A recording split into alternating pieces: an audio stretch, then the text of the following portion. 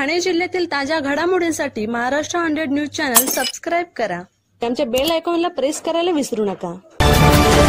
शहापुरातील जनसुविधा अंतर्गत विकास कामांचा संशय, सत्ताधारी भाजपाचे कार्यकर्ते हरीश निचिते आक्रमक.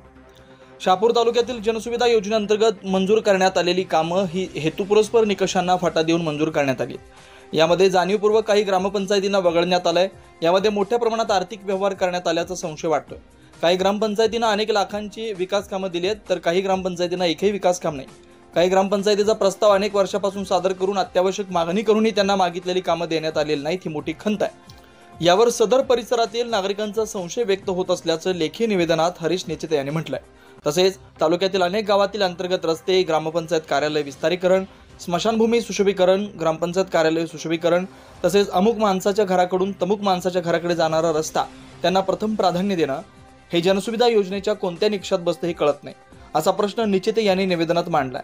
प्रत्यक्ष भेट घेऊन ठाणे मुख्य कार्यकारी अधिकारी यांना विचारलंय. दरम्यान काही ग्रामपंचायतींना जागेअभावी स्मशानभूमीच नाही, त्या ठिकाणी योग्य नियोजन करावं, अत्यंत गरज आहे अशा ठिकाणी स्मशानभूमीकडे जाणाऱ्या रस्त्यांसाठी निधी, अशी जनसुविधेची कामं करणं गरजेचं असताना प्रशासनाचं याकडे दुर्लक्ष आहे. ही अशी कामं यांना प्राधान्यानं न करता इतर कामांना निधी देण्यात आलाय. याकडे प्रशासनानं लक्ष देणं गरजेचं आहे. याबाबत योग्य ती चौकशी करण्यात यावी.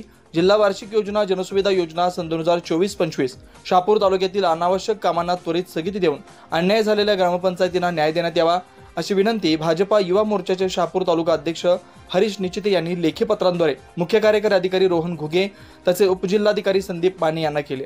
शासनाने या प्रकरणाची योग्य दखल न घेतल्यास भाजप ठाणे ग्रामीण कार्यकारिणीकडून सर्व कार्यकर्ते उग्र आंदोलनाच्या पावित्र्यात उतरणार असल्याचं भाजप नेते अशोक इरनक यांनी पत्रकारांशी बोलताना स्पष्ट केलं.